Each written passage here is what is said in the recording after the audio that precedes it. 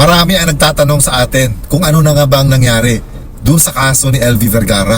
Yung kasambahay na allegedly ay minaltrato ng mag-asawang Ruiz. Medyo matagal-tagal na kasi nung huling nagkaroon ng Senate hearing patungkol sa kasong ito. Hi everyone! Kumusta po kayong lahat? It's a Friday at lahat tayo alam ko ay excited na dahil bukas ay weekend na naman. Pahinga na naman tayo. And I hope magiging mapayapa at maayos ang inyong mga pahinga bukas. So tungkol sa kaso ni LV Vergara, ang pinakahuling update na meron ngayon ay naipasok na si LV Vergara sa Witness Protection Program. Yan ay ayon kay Senator Francis Tolentino. Ni-request kasi ng Senado na maipasok sa Witness Protection Program itong si LV Vergara para ma-secure yung kaligtasan niya. Lalong-lalo na siya yung primary witness sa reklamong isinampa laban sa mag-asawang Ruiz. At hindi rin kaila sa atin na may bali-balita dati na may umaali-aligid sa tinitirhan ni LV Vergara. So para masiguro na ligtas si LV Vergara hanggang matapos yung kaso, minabuti ng Senado na ipasok sa Witness Protection Program si LV Vergara. Yun lang sa kasambahay, ano na po latest? Parang marami po nagtatanong anong update. Yung sa kasambahay po ay si Aling LB ay nailagay na po natin sa Witness Protection Program. Opo. Napirmahan na po ito ng Secretary of Justice. So protektado na po siya. Yung pong dalawang mga suspects ay nakakulong pa hanggang ngayon sa Senado. So tumatakbo po yung kaso, nasa DOJ na preliminary investigation at wala na po sigurong iintindihin si Manang LB. Subalit yung kanyang physical condition, may mga yung sinasabi ng doktor na baka irreversible na yung sa mata. Ganun din. Wala na talaga. Oh. So, pero ginawa po natin lahat, pina-check up naman siya. So, yung, sa kaso po, tuloy-tuloy po yun.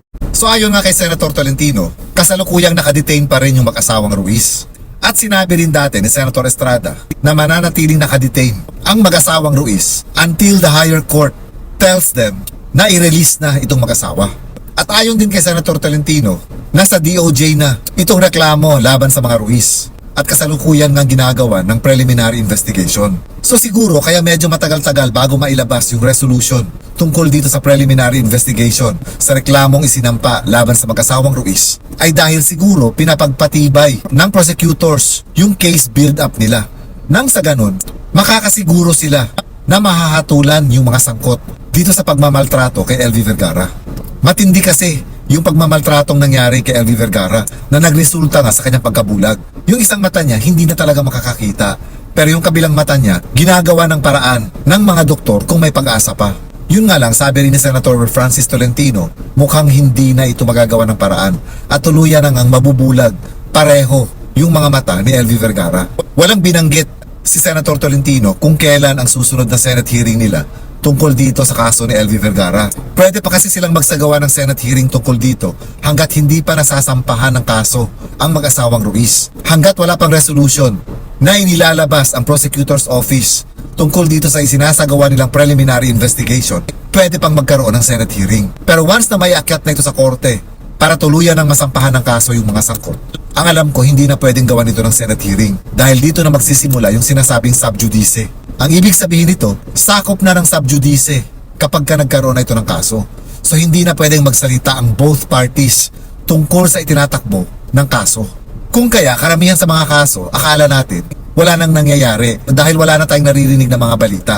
Hindi po ganun yun. Nangyayari ito na wala nang lumalabas na balita tungkol sa isang kaso dahil kapag ka naglabas na ng sub judice ang isang korte, bawal na pag-usapan pa ang anumang kaso. Yung isinasagawang mga Senate hearings ng Senado, hindi ito para hatulan nila yung mga sangkot. Nagkakaroon tayo ng Senate hearing in aid of legislation. Ibig sabihin para makatulong kung paano nila mas pagtibayin pa ang isang existing na batas o di kaya ay kung paano sila makakagawa ng panibagong batas based dun sa isinagawa nilang Senate hearing. So katulad dito sa kaso ni LV Vergara, ilan sa mga highlights na nangyari sa previous Senate hearing na ginawa nila ay yung tungkol sa tamang pagpapasahod sa mga kasambahay. Ganon din yung mga benefits na dapat meron ang isang kasambahay katulad ng SSS, PhilHealth, Pag-ibig, and at the same time, napag-usapan din yung tungkol sa pinaka-common na kasong isinasampa ng mga employer sa kanilang mga kasambahay, yung tinatawag na qualified theft. Although alam natin paulit-ulit na ito na kahit nakasaad na ang ilan sa mga ito sa ating batas kasambahay, marami pa rin sa mga employers ang hindi sumusunod dito. Dahil na rin siguro, walang regular monitoring galing sa ahensya ng ating gobyerno, particularly ng DOLE. Kung kaya yung ibang mga employers, patuloy silang lumalabag at hindi sinusunod, lalong-lalo na yung tamang pasahod at yung mga benefits na meron dapat ang isang kasambahay. Kaya kadalasan, hindi lang batas kasambahay, kung hindi maging sa ibang mga batas natin, napakaganda ito in writing. Pero yung implementation nito, dito na nagkakabulilyaso. Kung kaya, kahit gaano pa kaganda ang isang batas, kung wala namang nangyayari, lalong-lalo na sa implementation nito, wala ring kwenta yung batas. Hanggat may mga tao na patuloy na mga abuso at lumalabag sa mga batas nang hindi sila nahuhuli, tuloy-tuloy pa rin ang mga pang-aabuso.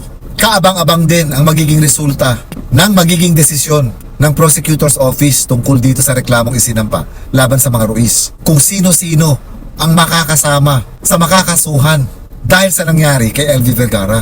At syempre pa, kailangan talagang mapatawa ng mabigat na parusa, lalong-lalo na yung mga taong may gawa na naging dahilan ng pagkabulag ni LV. Dahil sa edad ni LV na 44, supposedly kayang-kaya pa niyang maghanap buhay. Pero dahil bulag na nga siya, mahihirapan na siyang magtrabaho pa. So kumbaga, pinutol ng mga abusadong tao ang kinabukasan ni LV. At dahil dito, dapat lang siguro na mapatawa ng pinakamabigat na parusa ang may gawa nito sa kanya. At para sa ating mga kasambahay, kung nakitaan nyo na ng pagiging sadista ang mga amo ninyo, huwag nyo na silang bigyan ng pagkakataon pa na ulitin ang pananakit nila sa inyo. Umalis na agad kayo at magreklamo. At lagi din ninyong tandaan na sa unang pananakit pa lang, dapat maipablatter nyo na para magkaroon agad ito ng record. At nang hindi kayo mapagbintangan na gumagawa-gawa lang kayo ng mga kwento, lalong-lalo na alam natin, kadalasan, di hamak na mas makapangyarihan ng mga employers kesa sa mga kasambahay. And hopefully, bago matapos ang taon, sana makapaglabas na ng resolution ang Prosecutor's Office tungkol dito sa reklamo na isinampa laban sa pamilyang Ruiz. Nang sa gayon, tuloy-tuloy na ang pagsasampa ng kaso laban sa kanila at mapanagot na sila sa kahiyupang ginawa nila kay LV Vergara.